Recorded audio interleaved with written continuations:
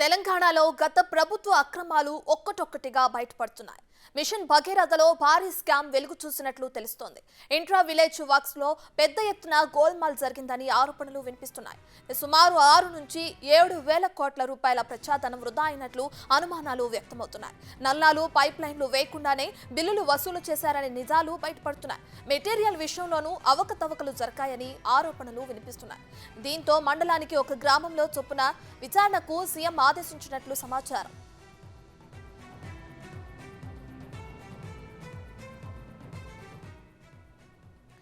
అయితే మిషన్ భగీరథలో ఏం జరిగింది అనే దానిపై కాంగ్రెస్ సర్కార్ ఫోకస్ పెట్టింది. ఇప్పటికే మిషన్ భగీరథపై ప్రాథమిక సమాచారం తెలుసుకున్న సీఎం మరిన్ని వివరాలు ఆరా తీశారు.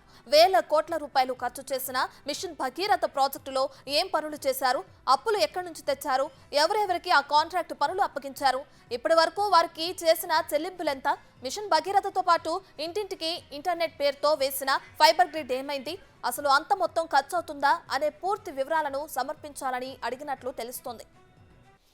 రైట్, ఇదే అంశానికి సంబంధించి మరింత సమాచారాన్ని మా డిప్యూటీ బ్యూరో చీఫ్ సాదిక్ అందిస్తారు. సో సాదిక్, చెప్పండి, మిషన్ భగీరథలో భారీ స్కామ్ వెలుగు చూసినట్లు సీఎం రేవంత్ రెడ్డి అన్ని ఆరాలు బయటకు తీస్తున్నారు. దీనికి సంబంధించిన అప్డేట్స్ ఏంటి? ఎస్ రత్న, గత ప్రభుత్వం కేసీఆర్ ప్రభుత్వం చేసినటువంటి అరాచకాలు కానీ అవినీతి ఒక్కొక్కటి బయటపడుతున్నట్టు పరిస్థితి ఉంది. కాళేశ్వరం ప్రాజెక్టు 1,00,000 కోట్లు సంబంధించిన అవినీతి బయటపడడం మరొక ముందే మిషన్ భగీరథ సంబంధించిన ప్రాజెక్టులో భారీ స్థాయిలో అవకతవకలు జరిగినట్టుగా విజిలెన్స్ అధికారులు అయితే ముఖ్యమంత్రికి ఒక నివేదిక ఇవ్వడం జరిగింది. పూర్తి స్థాయిలో 6 నుంచి 7 వేల కోట్ల రూపాయల వరకు కూడా పూర్తి స్థాయిలో ఇది అవినీతి మయమైంది, భారీ స్కామ్కు తెగబడ్డారని కూడా విజిలెన్స్ అధికారులు అయితే గుర్తించడం జరిగింది. దీనిపైన ముఖ్యమంత్రి రేవంత్ రెడ్డి తీవ్ర ఆగ్రహం వ్యక్తం చేయడం జరిగింది. పూర్తి స్థాయిలో ఇప్పటికీ అంటే మిషన్ భగీరథ ద్వారా ఇంటింటికి నల్ల తీసుకొచ్చే లక్ష్యంగా గత ప్రభుత్వం కేసీఆర్ ప్రభుత్వం ఈ యొక్క మిషన్ భగీరథ కార్యక్రమాన్ని 2014లో అప్పటి ప్రధానమంత్రి మోడీ చేత పైలను కూడా ఆవిష్కరించిన సంగతి తెలిసిందే. మేము ఇంటింటికి నల్ల ఇవ్వకపోతే ఓట్లు అడగమని ఉదరగొట్టేట్టు ఉపన్యాసాలు చేసినటువంటి కేసీఆర్ ఆ తర్వాత జరిగినటువంటి పరిణామాలు చూసినట్టయితే దాదాపు 1,50,000 సంబంధించిన కిలోమీటర్ల వరకు వేసేటువంటి పైప్ లైన్ కూడా ఇందులో భాగంగా ఉంది. సో ఈ పైప్ లైన్ల విషయంలో భారీ అవకతవకలు జరిగాయని కూడా ప్రభుత్వం గుర్తించింది. ముఖ్యమంత్రి రేవంత్ రెడ్డి అధికారంలోకి వచ్చిన తర్వాత గత ప్రభుత్వాలు చేసినటువంటి నిర్వాహకం కానీ గత ప్రభుత్వాలు చేసిన ప్రతిష్టాత్మక పథకాలు అవినీతి ఎంత జరిగిందంతపైన కూడా పూర్తి స్థాయిలో ఫోకస్ పెట్టడంతో ఒక్కొక్కటి బయటపడుతున్నట్టు సందర్భం కనబడుతుంది. మిషన్ భగీరథ సంబంధించినటువంటి ఈ కార్యక్రమంలో కానీ ఈ పథకంలో భారీ స్థాయిలో కూడా అవకతవకలు జరిగాయి, భారీ స్కామ్స్కు ఉన్నాయి కూడా. ఎందుకంటే పనులు చేయకపోయినా దానికి సంబంధించిన బిల్లులు తీసుకున్నారు.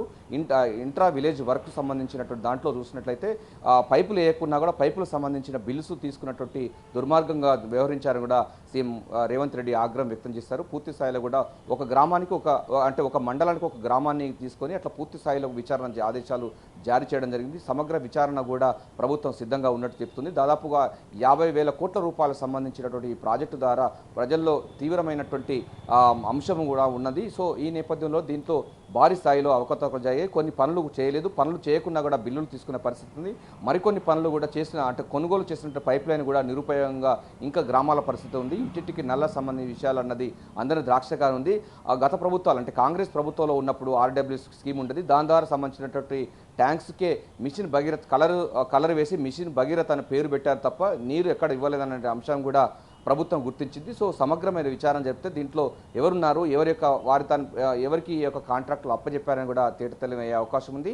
ముఖ్యమంత్రి రేవంత్ రెడ్డి అయితే ప్రస్తుతం అయితే ఒక్కొక్క మండలానికి ఒక గ్రామం చొప్పున పూర్తి స్థాయిలో మిషన్ భగీరథ పనులు ఎంతవరకు వచ్చాయి, దాని పైప్ లైన్స్ ఎంత ఇచ్చారు, ఇంటింటికి నిజంగా నల్ల నీళ్ళు ఇచ్చారా, తాగునీరు ఇచ్చారా, అవి ప్రజలు తాగుతున్నారా, సో ఈ వర్క్ సంబంధించిన ఏ కాంట్రాక్టులు ఇచ్చారు, అదేవిధంగా మిషన్ భగీరథ కోసం ఒక కార్పొరేషన్ ఏర్పాటు చేశారు నిధులకు సంబంధించిన విషయంలో. ఈ నిధులకు సంబంధించిన ఏ బ్యాంకులు ఇచ్చాయి, ఆ బ్యాంకులకు ఇంకా ఎంత అప్పు ఉంది, అదేవిధంగా దీనికి సంబంధించినటువంటి పూర్తిగా ఒక భారీ కుంభకోణం కూడా బయటపడే అవకాశం అయితే కనబడుతుంది.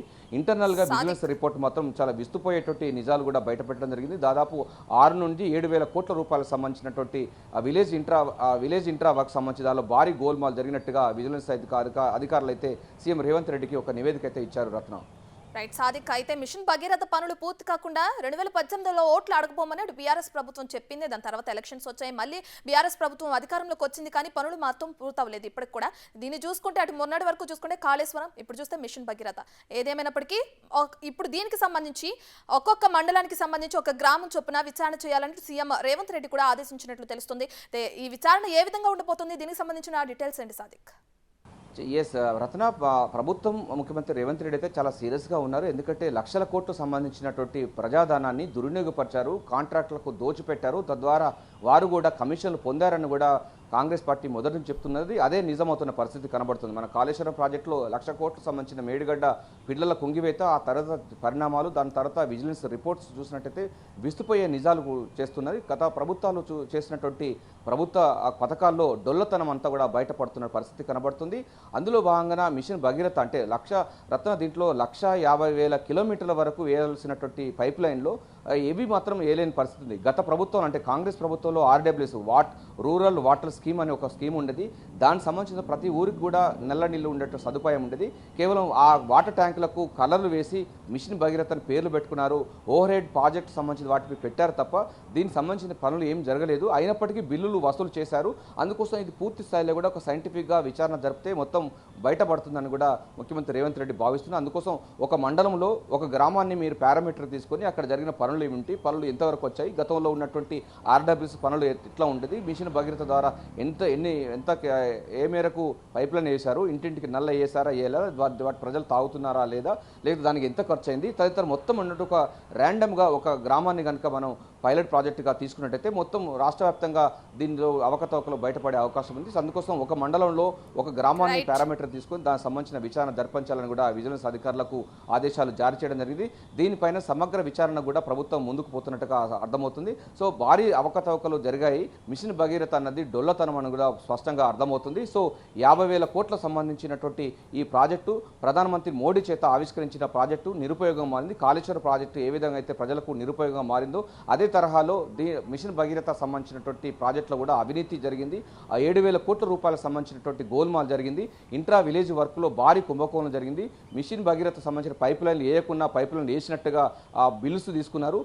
కొనుక్కున్నటువంటి పైప్ లైన్ కానీ పైపులు కానీ నల్లాలు కానీ కూడా నిరుపయోగంగా ఇంకా గ్రామాల్లో పడి ఉన్న పరిస్థితి కనబడుతుంది. సో ప్రజాధనాన్ని దుర్వినియోగపరిచింది కనుక డెఫినెట్గా దీనిపైన ఉన్నత స్థాయి విచారణ జరిపించేందుకు ప్రభుత్వం సిద్ధమవుతుంది. ఏదైనప్పటికీ మిషన్ భగీరథ కానీ లేకుంటే గత ప్రభుత్వం బీఆర్ఎస్ ప్రభుత్వం చేసినటువంటి అనేక పథకాలపైన విచారణ జరుపుతామని కూడా కాంగ్రెస్ పార్టీ చెప్తా ఉన్నది. ముఖ్యమంత్రి రేవంత్ రెడ్డి మాత్రం ఈ విషయంలో చాలా సీరియస్గా ఉన్నారు.